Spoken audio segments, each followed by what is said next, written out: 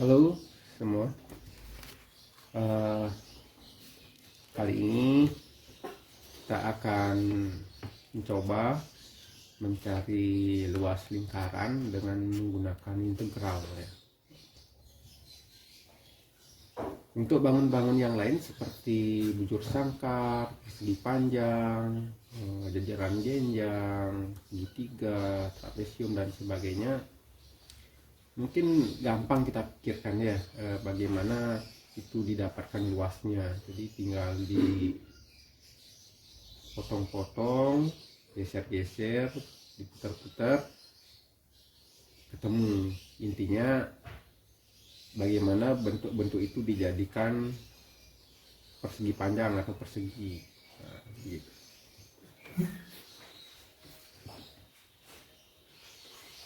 Nah, tapi kalau lingkaran itu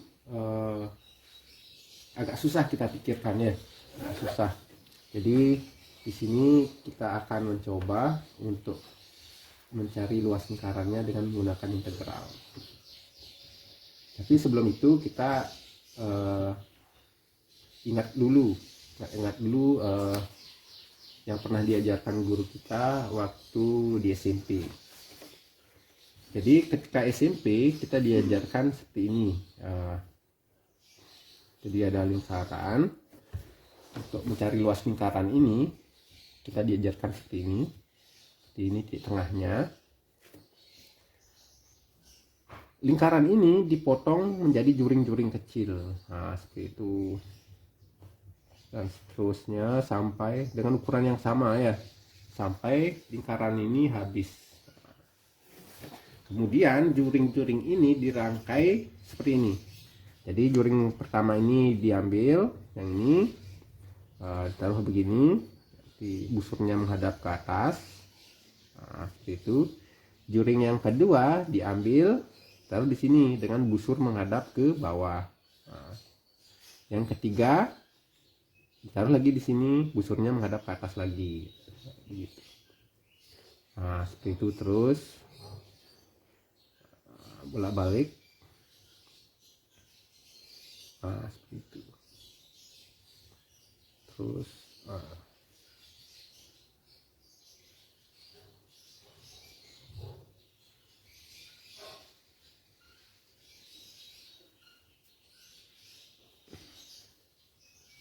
seperti itu. Kira-kira seperti itu ya.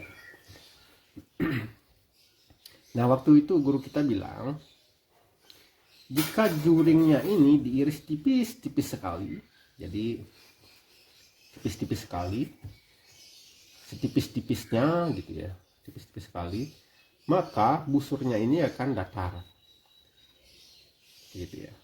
Dan kaki-kaki juringnya ini akan mepet atau sejajar gitulah, sehingga nanti ini akan lurus. Nah, jika kejadiannya seperti itu, maka ini bagian atas ini tidak akan bergelombang lagi. Nah, dia akan lurus, dan ini juga ke bawahnya ini juga akan lurus. Nah, sehingga dia akan membentuk suatu persegi panjang. Persegi panjang. Nah, di mana panjangnya ini adalah setengah dari kelilingnya. Nah, seperti kita ketahui bahwa ini sisi atas sama sisi bawahnya ini kan dibentuk dari busur-busurnya ini. Nah, kan busur-busurnya ini kalau semua digabung membentuk keliling. Nah, karena ini dibagi dua, sebagian di atas, sebagian di bawah, maka atasnya adalah keliling bagi dua, bawahnya juga keliling bagi dua. Nah, berarti kalau ini dijumlahkan baru satu keliling. Tapi kalau setengahnya yang atas saja atau panjangnya ini sama dengan K/2. Nah, seperti itu. Kemudian lebarnya ini apa? Nah, misalnya jari-jari lingkaran ini kita sebut dengan R kecil. Maka ini lebarnya ini adalah R, jari-jarinya lingkaran. Jari-jarinya lingkaran.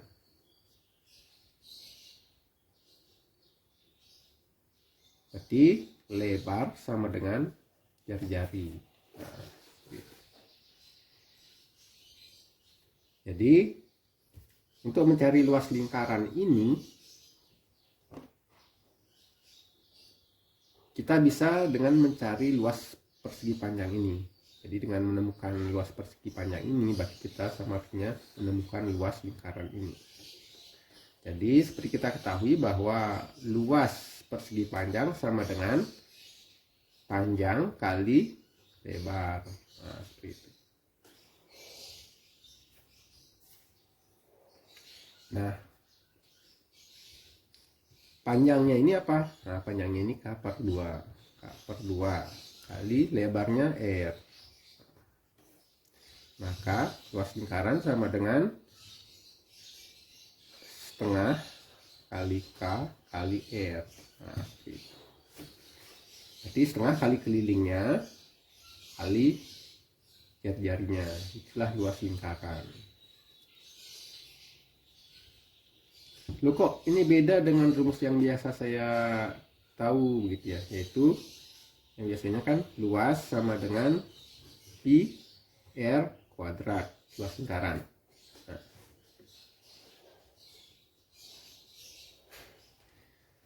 Nah,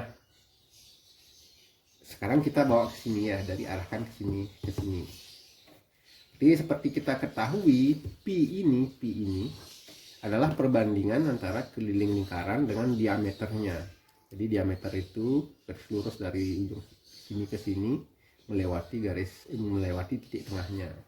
Jadi jadi diameter itu 2 kalinya jari-jari ya. Nah, jadi pi sama dengan keliling dibagi diameter. Nah, itu sebenarnya pi. Kemudian diameternya ini kita ganti jadi 2 kalinya R sama dengan K per 2R. Nah, begitu. Jadi pi sama dengan K per 2R. Nah, sekarang K sama dengan 2R kali pi, atau kita tulis 2πr biar gampang ya. 2pi kali R. Nah, sekarang kita bisa mengganti K-nya ini dengan ini ya. Jadi ini loncat. Jadi L sama dengan, makanya ini kita ganti pakai ini 2πr. Setengah kali 2πr K 2πr dikali R. Nah, dikali R sama dengan, nah ini setengah kali 2 1 R kali R kuadrat. Jadi tinggal pi R kuadrat. Nah, seperti itu. Nah, jadi seperti ini yang diajarkan Pak Guru ketika kita masih SMP. Nah, ketika itu kita belum mengenal konsep kalkulus ya. Padahal ini sebenarnya sudah menggunakan konsep kalkulus, di mana mengirisnya itu tipis-tipis setelah kalkulusnya mendekati 0. Tetapi ketika ini diterangkan kepada kita yang belum mengerti kalkulus, belum tahu apa itu mendekati 0, logika kita agak terganggu gitu ya. Seperti saya dulu, saya mikirnya begini, seberapapun tipisnya kita memotong juring ini pasti ada lengkungnya gitu. Itu pikir saya dulu. Sehingga kalau ini sisi atas ini diganti menjadi panjang yang diluruskan, maka panjang itu akan pasti lebih kecil dari yang sebenarnya, karena sebenarnya dia lengkung-lengkung gitu kan. Sehingga perhitungannya menjadi tidak tepat gitu. Itu pikir saya dulu. Sehingga pikiran saya sempat rusak. Akhirnya saya cepat mikir begini, jangan-jangan matematika seperti fisika, yaitu yang kecil-kecil diabaikan begitu ya. Nah, jadi tidak begitu ya, jadi matematika itu harus tepat, harus benar. tidak ada yang bisa diabaikan. Jadi, nah itu pemikiran saya ketika belum tahu konsep kalkulus, terutama apa itu mendekati nol. Nah, seperti itu. Nah, ini adalah apa yang kita pelajari waktu SMP. Walaupun ini sudah menggunakan konsep kalkulus, tapi ngitungnya ini belum ada yang menggunakan integral, turunan dan sebagainya, limit dan sebagainya ya. Cuma mengirisnya ini menggunakan konsep kalkulus. Nah, seperti yang saya bilang tadi, sekarang kita akan mencari luas lingkaran dengan cara menggunakan integral.